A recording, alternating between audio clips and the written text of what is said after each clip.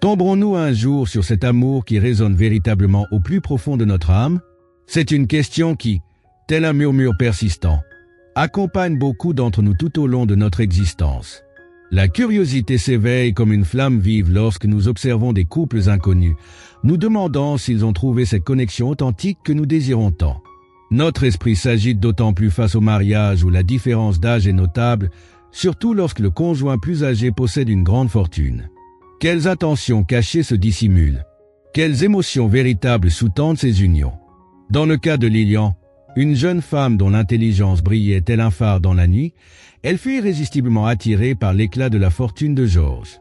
Elle pensait avoir maîtrisé l'art de la tromperie, mais ignorait totalement les rebondissements inattendus que Georges avait orchestrés dans son propre jeu. Si vous partagez notre fascination pour découvrir le dénouement de cette aventure intrigante, n'oubliez pas de nous montrer votre soutien en aimant notre contenu et en vous abonnant à la chaîne. Rejoignez-nous dans ce voyage pour découvrir les surprises et les secrets que le destin nous a réservés. Au cœur de Paris, où les histoires se tissent avec la riche culture et l'esprit vibrant de ses habitants, vivait Lilian, une jeune femme de seulement 25 ans, marchant sur un chemin qui semblait tracé pour d'autres. Elle travaillait dans une animalerie, un endroit débordant de vie et d'énergie, où les rires des enfants et les aboiements des chiens composaient la bande sonore quotidienne. Pourtant, pour Lilian, chaque jour était un défi. Elle ne partageait pas l'amour des animaux que d'autres voyaient comme un cadeau, et son travail de bain et de soins aux animaux était plus une obligation qu'une passion. Derrière son sourire apparent se cachait une tristesse persistante. Lilian rêvait d'une vie pleine de splendeur et de grandes réalisations, mais la réalité, avec sa routine monotone et sans éclat, se dressait entre elle et ses aspirations. Elle se sentait piégée dans un cycle de survie où son salaire suffisait à peine à subvenir à ses besoins fondamentaux. Elle avait une particularité, une aversion à dépenser son propre argent, préférant que d'autres couvrent ses dépenses, ce qui la conduisait souvent à renoncer aux expériences qu'elle souhaitait vivre. Ses journées commençaient avant que le soleil ne peigne le ciel et se terminaient bien après que la lune ait pris sa place. Le trajet aller-retour au travail était devenu un symbole de son insatisfaction, un cycle interminable qui n'apportait pas la satisfaction qu'elle désirait. Cependant, le destin lui réservait d'autres plans, et tout était sur le point de changer. Une nuit, son ami l'invita à dîner dans un restaurant de luxe, un lieu dont la réputation d'exclusivité résonnait dans toute la ville. Initialement réticente, Lilian accepta seulement parce que son ami s'engagea à payer sa part de l'addition, une offre qu'elle ne pouvait refuser. En franchissant les portes du restaurant, elle ressentit une vague d'appartenance qu'elle n'avait jamais éprouvée auparavant. C'était comme si, pour un instant, elle vivait dans le monde qu'elle avait tant de fois imaginé. Le lieu débordait de sophistication, les murs décorés d'art élégant, des lustres projetant une lumière chaleureuse et accueillante, et la musique douce accompagnant le murmure des conversations. Lilian se retrouva entourée de personnes incarnant le succès et le style qu'elle admirait tant. Cette nuit-là, sans le savoir, marqua le début d'une transformation dans sa vie. Pendant qu'elle savourait le dîner, chaque bouchée était un éclair de la vie qu'elle désirait conquérir. En sortant, encore enivrée par l'expérience, elle remarqua une affiche annonçant des postes vacants au restaurant. C'était le signe qu'elle attendait, une porte vers une nouvelle possibilité. Résolue à changer son destin, Lilian se promit de revenir le lendemain pour postuler. Se réveillant au premier chant du coq, son cœur battait avec anticipation. Elle arriva au restaurant avant l'ouverture, sa détermination brillait dans ses yeux. Sa persistance ne passa pas inaperçue, et elle se retrouva bientôt face au propriétaire des lieux, Monsieur Georges. Bien qu'il ne dirige habituellement pas les entretiens personnellement, la passion et la ténacité de Lilian l'intriguèrent, le poussant à faire une exception. Dans cette rencontre fortuite, Lilian vit l'opportunité de réécrire son histoire et d'entrer dans le monde qu'elle avait toujours rêvé. Georges, un homme qui avait navigué avec succès dans les courants des affaires pendant des décennies, trouva en Lilian une étincelle d'admiration et de curiosité. En elle, il entrevit une détermination et une confiance qu'il avait rarement identifiées chez d'autres. Son éloquence et sa grâce dans un environnement si sélect captivaient le vieux patron, qui, sans hésiter, lui offrit un poste dans son prestigieux restaurant. Lilian serait chargé de gérer les réservations, d'accueillir les convives avec son sourire enchanteur et de les guider avec élégance jusqu'à leur table. Dès le premier jour, Lilian se plongea dans son nouveau rôle avec une passion inégalée. Sa beauté, combinée à une habileté inhabituelle pour traiter les clients, attira de nouveaux visiteurs au restaurant, revitalisant l'atmosphère. Georges, observant cette vague de prospérité, ne put s'empêcher d'être impressionné. Sous l'influence de Lilian, le restaurant prospérait, atteignant des sommets auparavant inaccessibles. Pour Georges, elle était l'étincelle qui allumait la flamme du succès. Cependant, Georges ignorait que derrière le sourire enchanteur de Lilian se cachait un plan soigneusement orchestré. Lors de leur première rencontre, Lilian avait remarqué un détail crucial, l'absence d'alliance aux doigts de Georges et des photos sur les murs le montrant aux côtés d'une femme de sa génération. Elle devina qu'il était veuf et, à en juger par ses cheveux grisonnants et son allure paisible, qu'il avait dépassé les 80 ans. Lilian, toujours perspicace, vit en cette situation une opportunité de transformer sa vie. Elle décida d'utiliser son charme pour séduire Monsieur Georges, espérant qu'il succomberait à ses attraits. Dans son esprit, le plan était limpide, l'épouser, l'accompagner durant ces dernières années, et éventuellement hériter de sa fortune et de sa chaîne de restaurants. Pour Lilian, qui avait toujours favorisé l'argent et le statut, c'était une chance en or. Elle ne ressentait aucun remords à manipuler un homme généreux, convaincue que la récompense justifiait chaque stratégie et tromperie. Le plan de Lilian se déroulait comme prévu. Georges, bien que lent dans ses mouvements mais vibrant de cœur, était fasciné par sa jeune employée. Il admirait son énergie et son dévouement et décida de la récompenser avec une invitation à dîner dans un prestigieux restaurant en dehors de la ville, appartenant à un de ses amis. Pour Lilian, c'était le cadre parfait pour déployer ses talents de séduction. Ce soir-là, Lilian arriva au restaurant avec une élégance qui laissa tout le monde bouche bée. Durant le repas, elle s'employa à flatter Monsieur Georges, soulignant son intelligence et ses succès. Sa conversation était un tissu de charme et son sourire, un aimant. Avec chaque mot, elle enveloppait Georges dans un sortilège d'affection et d'attention qu'il, solitaire et avide de compagnie, accueillit avec joie. Lilian savait toucher les cordes les plus sensibles du cœur de Georges, créant une atmosphère d'intimité et de soins qu'il n'avait pas connue depuis des années. Petit à petit, Georges se laissa emporter par un flot d'émotions qu'il croyait appartenir au passé. Lilian, de son côté, interprétait chaque geste et chaque regard comme un pas de plus vers son objectif. La complexité de ses intentions s'entremêlait avec la simplicité de l'affection de Georges, tissant une histoire pleine de nuances et d'attentes. Durant ce dîner particulier, Georges, ému par la présence de Lilian, décida de s'ouvrir. Avec sincérité, il partagea ses souvenirs d'amour avec sa défunte épouse, avec qui il avait bâti un empire de restaurants. Ils s'étaient rencontrés à l'école et, depuis lors, avaient été compagnons à chaque étape de leur voyage. L'absence de son épouse avait laissé un vide que Lilian, sans vraiment le savoir, commençait à combler. Au fil des semaines, alors qu'ils partageaient des moments et exploraient la ville ensemble, Lilian avança dans son plan. Elle proposa qu'ils se donnent une chance de sortir ensemble. Georges, surpris par l'intérêt d'une femme si jeune et pleine de vie, se sentit flatté et excité. La perspective de revivre l'amour le remplit d'espoir, et il accepta la proposition avec enthousiasme. Lilian, voyant que sa stratégie progressait avec succès, consacra son temps et son énergie à ouvrir à Georges un monde rempli d'expériences qu'il n'avait pas encore vécues. Ensemble, ils explorèrent des lieux exotiques et éblouissants, des restaurants de haute gastronomie aux galeries d'art avant-gardistes et parcs luxuriants.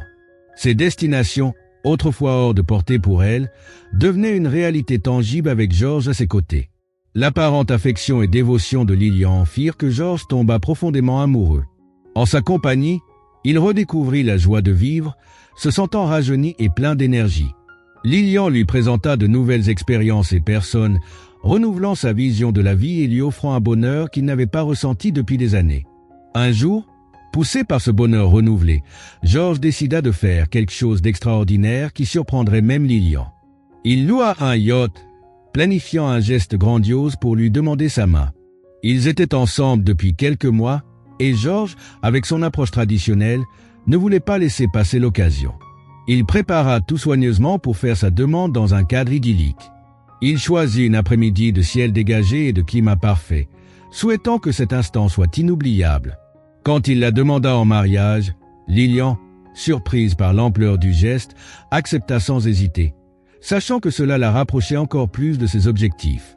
Georges, désormais plus heureux qu'il n'aurait jamais pu l'imaginer, sentit qu'il avait trouvé une seconde chance en amour, sans soupçonner les véritables motivations de Lilian. La joie de Georges, après l'acceptation de sa demande, était évidente. Il se sentait revitalisé, comme si la vie lui avait offert une nouvelle opportunité d'aimer et d'être aimé. Cependant, même au milieu de ce bonheur, il ne put s'empêcher de remarquer certains comportements étranges chez Lilian. La jeune femme passait de longues heures sur son téléphone, prenant des selfies constants et engageant des conversations dont il ignorait le contenu. Au début, Georges ne s'en inquiéta pas, croyant qu'elle partageait la bonne nouvelle avec ses amis et sa famille. Ce que Georges ne voyait pas, c'était le mode de vie extravagant dans lequel Lilian s'était plongée. Chaque semaine, elle dépensait des sommes considérables en vêtements de grands couturiers, en chaussures qui valaient autant que des appartements dans des quartiers huppés, et en bijoux ornant son cou et ses poignets. Lilian ne s'était pas seulement adaptée à ce train de vie opulent, elle semblait en être l'incarnation même, évoluant avec une aisance qui en impressionnait certains tout en éveillant la méfiance chez d'autres. Ce changement ne passa pas inaperçu auprès de ceux qui connaissaient bien Georges, notamment le directeur de sa banque. Georges avait toujours été un homme d'habitude modeste, quelqu'un qui, malgré l'édification d'un empire gastronomique, n'avait jamais cédé aux extravagances des millionnaires. Élevé dans un petit village, il avait travaillé dur, commençant sa carrière dans la cuisine de sa maison modeste. Il investissait presque exclusivement dans ses affaires, sans intérêt pour les biens de luxe. Ainsi, lorsque les dépenses commencèrent à s'accumuler sur son compte de manière inhabituelle, le directeur de la banque, inquiet, décida de contacter Georges. L'appel visait à vérifier si ces dépenses étaient intentionnelles ou s'il s'agissait d'une erreur. Ce fut alors qu'une alerte retentit dans l'esprit de Georges. Les intentions de Lilian, qu'il croyait sincères jusque-là, commencèrent à être remises en question. L'amour que Georges pensait avoir trouvé se mêla soudainement à des doutes et à des incertitudes quant au véritable motif de Lilian. Ces doutes poussèrent Georges à une profonde réflexion, à reconsidérer les signes qu'il avait peut-être ignorés dans l'euphorie de sa nouvelle relation. La méfiance s'installa dans son cœur, l'amenant à se demander si le bonheur qu'il ressentait n'était pas acheté à un prix trop élevé. Avec l'ombre du doute s'immisçant dans son esprit, Georges commença à observer de plus près les actions de Lilian. Ses longues et mystérieuses conversations téléphoniques et ses absences de plus en plus fréquentes, souvent prolongées sur plusieurs jours, alimentaient ses soupçons que Lilian était peut-être plus intéressé par sa richesse que par son amour. Tout au long de sa vie, Georges n'avait jamais eu à se soucier de telles préoccupations. Son mariage avec sa défunte épouse avait été un refuge de confiance et d'amour inconditionnel, où l'argent n'était jamais au centre de leur relation. Cependant, Georges se retrouvait désormais consumé par une anxiété grandissante, craignant que sa confiance ait été mal placée. Il se sentait comme un étranger dans sa propre vie, submergé par la possibilité d'avoir commis une erreur en épousant quelqu'un de si différent de sa chère épouse. Les nuits, autrefois paisibles, devinrent des moments d'angoisse et de réflexion, et l'inquiétude s'installa dans son cœur. Déterminé à dissiper ses doutes, Georges décida d'affronter la situation de manière plus directe. Il contacta un vieil ami de confiance et, par son intermédiaire, engagea un détective privé. La mission était simple, suivre Lilian, documenter ses activités et fournir des preuves concrètes de son comportement. Pendant des semaines, le détective surveilla Lilian, rassemblant des informations et capturant des moments clés de ses interactions. Lorsque le rapport final parvint entre les mains de Georges, son incrédulité fut profonde. Les pages révélaient une trahison profonde. Lilian le trompait presque quotidiennement, utilisant son argent pour combler ses amants de cadeaux coûteux. La révélation fut dévastatrice pour Georges, qui se sentit trahi non seulement par Lilian, mais aussi par ses propres sentiments. Il avait ouvert son cœur à nouveau et voici la récompense amère qu'il recevait. Malgré sa tristesse, Georges décida de ne pas laisser la douleur l'immobiliser. Une étincelle de détermination et de justice s'alluma en lui. Il savait qu'il devait agir rapidement pour protéger ce qui lui restait. Avec fermeté, il commença à restreindre l'accès de Lilian à sa fortune, ajustant les limites des cartes de crédit qu'elle utilisait. Un premier pas vers la reprise du contrôle de sa vie et de son patrimoine. Ce tournant marqua le début d'une nouvelle ère pour Georges, qui se jura que, bien que blessé, il ne serait pas abattu. Dans son esprit, il échafaudait comment confronter Lilian et exiger les explications qu'elle lui devait, tout en se préparant aux éventualités que l'avenir pourrait lui réserver.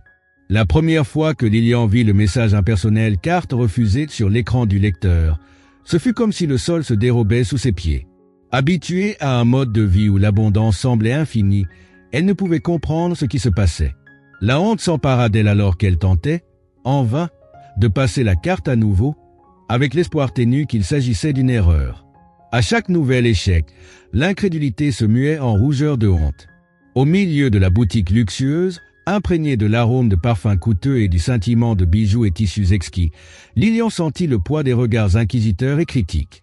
Les clients réguliers, dont beaucoup l'avaient vu évoluer dans ce monde de luxe, la fixaient avec une curiosité à peine dissimulée. Pour quelqu'un qui avait toujours rêvé d'appartenir à l'élite, c'était la plus grande des humiliations. Rendre les achats, qui incluaient des vêtements de marque prestigieuse qu'elle se voyait déjà porter lors d'événements importants, fut un coup dévastateur pour son orgueil. Pleine de rage et de confusion, Lilian quitta la boutique dans un tourbillon d'émotions, cherchant à comprendre ce qui avait bien pu mal tourner. Dans son esprit, son plan suivait son cours, et rien ne justifiait un tel revers. Résolue à reprendre la situation en main, elle décida de confronter Georges dès son retour à la maison. À son arrivée, encore bouillonnante de colère, Lilian chercha Georges et, avec un mélange d'accusation et de désespoir, exigea des explications sur l'humiliation qu'elle venait de subir. Georges, gardant un calme apparent, nia connaître la raison de ce problème. D'une voix sereine, il lui assura qu'il devait s'agir d'un souci technique avec la banque et promit de le résoudre le lendemain. Pour Lilian, l'explication de Georges concernant le problème de la carte semblait plausible, bien qu'un léger malaise continuât à la troubler. La confiance qu'elle avait en la réussite de son plan commençait à s'effriter, mais elle était déterminée à ne montrer aucun signe de doute, ni à Georges ni à elle-même. Pendant ce temps, Georges, en silence, observait chacune de ses réactions, planifiant ses prochains mouvements dans un jeu qu'il était maintenant résolu à gagner. Consciente de la complexité croissante de la situation, Lilian tenta d'aborder le sujet avec Georges de manière désinvolte. Elle mentionna la carte refusée comme une simple contrariété, mais la colère visible sur son visage la trahissait. Ses émotions étaient aussi claires qu'un ciel sans nuages, et Georges, en l'observant attentivement, comprit que la femme devant lui n'était pas celle qu'il avait idéalisée. Le charme qu'il avait autrefois ressenti commençait à se dissiper, révélant une personne motivée par des intérêts qui surpassaient l'amour véritable. Avec cette nouvelle compréhension, Georges décida qu'il ne laisserait pas les mensonges de Lilian impunis. Le lendemain, tenant sa promesse, il se rendit à la banque. Cependant, sa visite n'avait pas pour but de résoudre le problème de carte de crédit, mais de prendre des mesures drastiques et nécessaires pour protéger son héritage. Résolu à modifier son contrat de mariage et à ajuster les termes de son testament, il s'assura que Lilian ne bénéficierait pas de son patrimoine après sa mort. Georges réfléchissait à la vie qu'il avait partagée avec son épouse défunte, une femme dont la compagnie avait été précieuse. Il n'avait jamais eu d'enfant, non par manque de désir, mais en raison des aléas de la vie. Avec le temps, Georges s'était habitué à l'idée de ne pas avoir d'héritier direct. Sa famille, petite et tristement réduite au fil des ans, l'avait laissé seul après la mort de ses proches. Le sort de sa fortune considérable et de ses affaires avait toujours été une source de curiosité pour ceux qui le connaissaient. Sans héritier ni proche à qui léguer son patrimoine, l'avenir de sa richesse restait incertain. Avec une clarté renouvelée, Georges était déterminé à s'assurer que son héritage honorait sa vie et son travail, sans permettre à Lilian de profiter de ce qu'il avait construit. Mais la vie, avec son imprévisibilité et ses détours, interrompit brutalement les plans de Georges de manière tragique. Sa mort soudaine laissa des questions importantes sans réponse, et le sort de sa fortune et de ses affaires devint encore plus incertain. La mort, toujours une présence silencieuse, projetait désormais une ombre sur tout ce qu'il avait laissé derrière lui, obligeant ceux qui l'entouraient à faire face aux conséquences et à l'héritage de l'homme qu'il avait été. Derrière son allure de vigueur et de détermination, Georges cachait un secret profondément douloureux. Il avait mené en silence une bataille contre le cancer pendant plusieurs années, conscient que ses jours étaient comptés. Cette lutte solitaire l'avait rendu encore plus introspectif, et il partageait rarement ce fardeau avec qui que ce soit. Lorsqu'enfin son heure arriva, Georges s'éteignit le cœur lourd, ressenti de la trahison de Lilian, la dernière personne en qui il avait placé sa confiance. Malgré tout, Georges décida que son dernier acte reflèterait la dignité et l'amour qu'il avait toujours chéris dans sa vie. Il confia à son fidèle majordome une lettre détaillant ses souhaits pour ses funérailles. Ce geste final était destiné à laisser une impression durable et, d'une certaine manière, à pardonner à ceux qui l'avaient blessé. Avec la disparition de Georges, Lilian se chargea d'organiser les funérailles.